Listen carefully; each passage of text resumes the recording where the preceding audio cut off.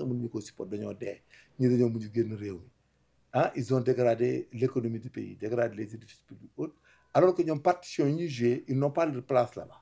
mais yow naka ngay comprendre ministre de l'intérieur génn Antoine Abdoulaye Félix Diome à l'époque génn na ay forces occultes génn ay terroristes génn ay terroristes mais forces occultes waxul de ñoom lañ jàpp Antoine Diome daf na leen mais am na ñu jàpp lañu waaw si ñu jàpp ñu ngi ci kaso bi et puis ñu ngi ciy bàyyi ko mais bëri na ñoo xam ni loolu lañ doon xoolee ñu ay terroristes lañ te instant bi libéré nañ instant bi est-ce que askan ñu ngi ci sécurité non complicité la ñooñu ay sénégalais lañ ñoo xam ne seeni complice am na ñoo xam ne ñu ngi ci kaso bi toog ñoom ñu leen doon intelligent ak ñu leen doon incité loolu yëpp dañ koy xool le délinquant primaire dañ koy xool les circonstances atténuantes dafay am circonstances absolutoires excuses atténuantes justice dafa flexible technique la day nit ki dañ koy xool ba nga xam ne kii li mu doon def du moom c'était un instinct animal boo xam ne provoqué par un événement quelconque état noonu lay fonctionner dafay am ñoo xam ne il faut ñu récupérer mënuñu jël 2000 fils yoo xam ne ay responsable la ñu dugal leen ci politique bi dig leen fii dugal leen fi génne leen fii mais état bi day contourner récupérer leen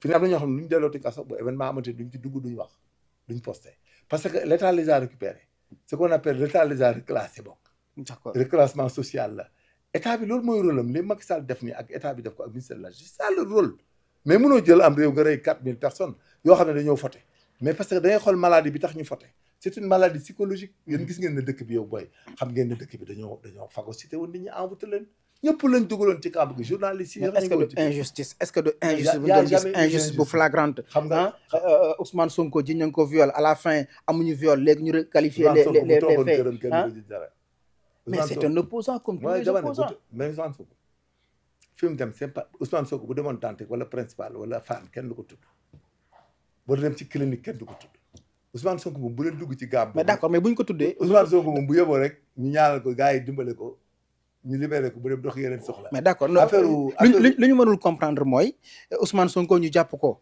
ni terroriste la Ousmane Sonko ñu jàpp ko dafa bokk ci entreprise terroriste Ousmane Sonko ci moom dama lay wax lu gàtt ay chef d'inculpation yu bëri non peut-être pas pour Ousmane Sonko mais les faits sont visibles Ousmane Sonko kër googu mu demoon suite boote bu doon tubaab du présenté waat politique day génn ci politique foofu rek lañ mën a yem quoi te moom xam na yàlla xam na te Dieu jugera dans la d'accord léegi ñu ngi wax sa libération ne dañ koy libérer pour mën a participer ci élection yi gis nañ président aussi mu mel ni sax lu junj ab amnistie ba léegi ab amnistie mais koo xam ni tey jii li ñu lay ji ñu mu bëree tey ñu bëgg laa amnistier te am na ñoo xam ne on amnistie les faits mais kenn amnistier gu ko dañ ko junjoon non dañuy amnistie générale mooy ñu édifier spéculer amnistie générale dañuy ay écrit la dañuy bind lu bari doo yeew rek jël mesure parce que sinon da ngay yóbbaale ñeneen ñu nekk ci kaso yi il faut ñu génn amnistie boobu amnistie générale lu ko da ngay viser ay faits expliquer ko plaider ko expliquer ko waaw da ngay non doo def période da ngay expliquer faits yi sax seen bopp d'accord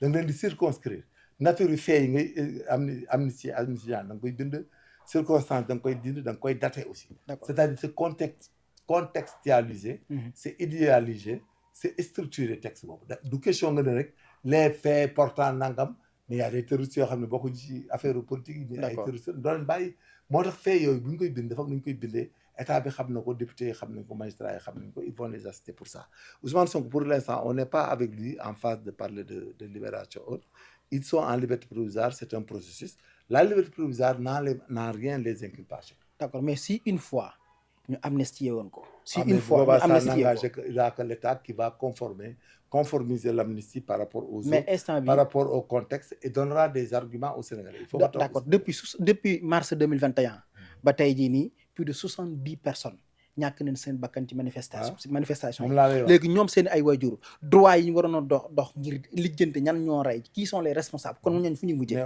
on va demander aussi nu ñu def ñoom ba génn ba dee et qu'est-ce qu'ils faisaient jusqu'à mourir et qui les a incités pour ça. Nul ne peut prévoir de sa propre turpitude. Quand vous êtes parti en guerre, si vous en mourrez, monsieur, des fois, après, c'est la réconciliation, la négociation, c'est les pactes de Varsovie, c'est la conférence de Berlin, c'est tout simplement ça. C'est clair. Si tu te mêles à des événements pareils, si tu te blesses, si tu es mort là-dessus, les gens vont négocier. Le conflit israélo-palestinien, un jour, ils vont s'asseoir autour d'une table, ils vont se donner des accolades, ils vont reconstruire Gaza, la bande de Gaza, ils vont nettoyer tout, les stigmates de la guerre, et puis les gens qui sont morts vont faire éventuellement une vie au paradis, quoi. mais c'est comme ça la vie. Moo tax quand tu entres dans des événements il faut mesurer les raisons et le pour et le contre parce que les événements c'est comme ça quand vous allez en guerre il faut prétendre mourir ou se blesser parce que on leur avait donné ordre. Gatsa allait s'opposer il faut s'opposer. Xam nga nu ñu ko tuddee il faut s'opposer xam nga nag. Les gosses qui n'ont pas de l'intelligence l'ont fait des étudiants des élèves. Quand une loi est illégale. Mais l'illégalité de la loi elle est relative. C'est-à-dire vous parlez d'illégalité d'une loi il y a qu'une loi qui a été régatée. Parce que si vous répétez la loi je vous dirai que c'est du coq à l'âne. Quelle loi a été l'annulation du collège électoral. Mais c'est logique. Les élections ne pouvant pas avoir lieu à la date X. Mais le collège que tu as appelé à qui tu payes des milliards. mais tey jii ci élection yi comme que anticiper nga ko je voulais sax ñu dugg ci dialogue bi nga xam ni voilà dialogue bi nga xam ni woote nañ ko président Macky Sall woote na ko ci diggante bi nga xam ne moom lañ wootee dialogue bi Aïssata Sall deux conditions la posé il faut que par exemple Ousmane Sonko ak Bassirou Diomaye Faye bu ñu bëggee bokk ci dialogue bi il faut ñoom déjà ñu am liberté ba pare bu ñu amee liberté ba pare ñu accepter de dialoguer avec le président de la République tey di ndax njort nga ni dialogue boobu noonu ça va aboutir à quelque chose. Mais si ça va aboutir forcément parce que il est gagnant.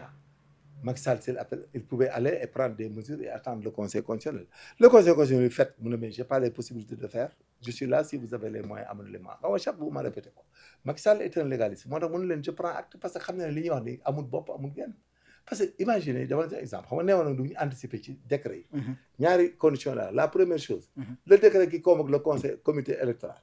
mais boo ko annulé wul da ngay ko ne fay te le comité n'exercera rien c'est sans objet. Macky a bien fait parce que quand tu convoques quelqu'un ne ko kaay fii football. mais am na ñu bëri ñoo xam ne bokk seen xalaat wuute na ak sa xalaat. non du li ñu li may xalaat di ko wax mooy le fait l'annulation de fait dans le droit. yow bu ma la convoqué woon ne la yow da ngay ñëw liggéey si sama kër. nga ñëw liggéey bi commencé gon nga jógee Mbàkke ñëw toog mais dama lay fay wala du ma la fay. je pose une question dañ lay fay wala duñ la fay. dañ lay fay. waaw mais buñ la fay perte la il faut annuler la mission. da nga koy annuler li Macky Sall def la mais ñoom annuler nañ ko léegi nag qu'est-ce qui va payer. mais avant le 2 avril. ñoom nee nañ élection war na am foofu. les élections ne peuvent pas se tenir compte à la date prévue. Ils ont demandé à Macky Sall de choisir la date meilleure. La date meilleure elle est conditionnelle aux conditions de finance de la faisabilité de la disponibilité des forces de sécurité. loolu de mooy Macky Sall continuer yor réew mi defal lu la neex. waaw mais kon ñoom lu ñu doon waxee loolu. mais tey jii par exemple Macky Sall bu ñu ko joxee pouvoir boobu noonu au-delà du 2 avril bi ñu wax ni il ne sera plus président de la République est-ce que duñ jël pouvoir bi jox ko les autorités compétentes. mais aussi mooy assemblée rek la mën a doon. waaw et puis il y a pas vacance de la présidence. Le président de la République de fait kooku c'est une théorie très discutable. La jurisprudence dit que le président de la République quitte la tête du pays que lorsqu'un autre président en démocratie est élu. La restriction de la constitution. Ce n'est que d'un textuel mais c'est pas un bon esprit. kooku kan moo ko def jël sérieux du ko mettre sans dossier ba mu mën a dem. mën a dem sax guerre ak rébellion parce que ku nekk ne kenn commandé wu. d'accord mais gis nañ président Macky Sall mel luy menacé ci dialogue bi ñëw leen dialogue mbaa ñeneen jël réew mi. non loolu doon li mu leen koy wax mooy loolu parce que un conflit. Il y a l'approche de résolution d'un conflit. Mais pourquoi le président dit menacer? Il les met en demeure, il leur donne un conseil. Il les a pas menacés. Macky leur donne un conseil. Venez dialoguer, ngeen juboo seen biir doxal seen réew. ñu aidé leen ci ngeen doxal ko. Su ngeen ko deful réew mi kenn du ko bàyyi mu sombre il faut mu am ay doomi réew mi ñu am responsabilité. Mais nañ ko jox président de l'Assemblée nationale mu yor ko 3 mois bu organiser dialogue égal 0. Faites attention. Sénégalais yi ils sont pédantes jànguñ dara. Président assemblée boo ko joxee dans les mois il doit commencer à organiser les. waaw mais mu bàyyi ko moom mu dialogue moom président Macky Sall bandam day jeex. mais kooku Macky Sall mën dialogue bi kooku même bu jëlee dialogue bi sax s'il refuse de dialoguer. amul sens nga di ko jox président assemblée keneen. léegi kon dañ ko jox armée bi rek ñun ñu toog. non ban armée la ko soxla. seen réew mi armée soxla beneen force. beneen force mais seen bu nee force xel yi day dem ci armée. écoute-moi bien seen réew mi dem na niveau boo xam ne armée sax soxlaatu leen. ah bon. non parce que c'est xam nga. dafa yàqu réew mi dafa yàqu non ay nit bu ñu te président moo ko yor Macky Sall. non da ngeen amatul yar. amatu leen vision amatu leen yar. mais bu fekkee ñi jiite wanewuñu bu fekkee ñi jiite wanewuñu lu tax nit ñi di yàqu est-ce que loolu dina am. ba ne Sénégalais yi liggéey wuñu jàngi wuñu liggéey wuñu. te attends ñi ngi Sénégalais yaa ngi jàng ñi ngi liggéey réew mi métti na mais réew mi métti na nit ñaa ngi liggéey réew mi métti na dëkk bi gars yi jàng wuñu liggéey mais ñi ngi jàng ñi ngi liggéey réew mi métti na ki yor réew mi moom moo yola moo tànn buum bi mu dëgër moo tax Sénégalais yi dañoo sonn Sénégal dañu sonn mais tey par exemple yow man nga sa position bi nga toog man nga ni tey jii voilà lépp baax na mais am na Sénégalais yoo xam ne ñi ngi dund lu metti mais buñ ko dundee ku ko dund gis nga un monde la vie des hommes c'est de l'agressivité il faut être agressif dans la vie gis nga booy jaay ndaamaraas ci autoroute di jaay ay matériel de véhicule ci autoroute yi ñoom ngay gis dans 10 ans 15 ans ñu nekk Sandaga yor ay bitik c'est-à-dire nous avons des problèmes comme ni ngay waxee rek la ñëpp di waxee jeunes yëpp noonu la pédant toog ci ko ñu di théorie ba dem Yoff buñ màggee ba am 40 ans feebar kenn leen faj ñu dee ñoom ñëpp. mais liggéey amul mais liggéey am na Sénégal par exemple ñu ngi jël ay milliards di ko dugal ci loo xam ne loo jaay bu buñ ko investir foo jàng journalisme yow moo dafa jàng mais dama fay waaw mais c'est parent ku la fayal ah ñu leen jur nañ leen fayal quel est le problème ñu leen jur nañ leen fayal yaa jur doom da nga koy toppatoo kenn du jur loo mënta yor point barre il faut qu'on soit clair ku jur doom yaa koy yor état mënut a jël ay nit ñëpp dans un pays jox leen. mais au moins mu mettre les moyens nécessaires université baa ngi nii depuis des mois ñu tëj ko te ñi ñi jànguñu. université un état qui ferme ses universités. ils ont cassé le curriculum brûlé les archives et autres. On ne peut pas prendre un budget ça se vote en 12 mois. L'université doit être fermée 1 an d'abord ñu doog a am budget bu ñu ko def nous avons un déficit budgétaire à cause de vos événements ay France dégagé nangam on est à ñaata 1900 milliards de déficit. à cause des événements à qui la faute kan moo fi nekk di leb ay milliards pour defar ay berte yoo xam ne peut-être am na feneen fu mu xaj. kan moo lakk Auchan bi ñu doon indi 600 milliards de revenus nonobstant la chaîne de valeur. mais circonstance la. mais y a pas de circonstance la. c'est pas une logique non circonstance la. c'est-à-dire man ce qui me pose problème mooy à chaque instant bu leen arrangé ngeen ne wala bu leen arrangé wul ngeen waxee ko neneen. xam nga yéen lan la. Sénégalais la gën a métti da ngeen di wax ba dem ci cimetière yi jeex te y aura pas de cette raison kenn mënu leen a yor kenn mënu leen a. mais réew mi de man li ma métti mooy li nga wax mooy réew mi dafa yàqu mais bu yàqoo am na ko yoroon Macky Sall moo ko yoroon kon moo yàq réew mi président Macky Sall moo yàq réew mi. 2021 tey yéen a ngi topp Pastef. non topp ñëw non c'est-à-dire dafa am loo chaque année phénomène day am amul les Sénégalais mais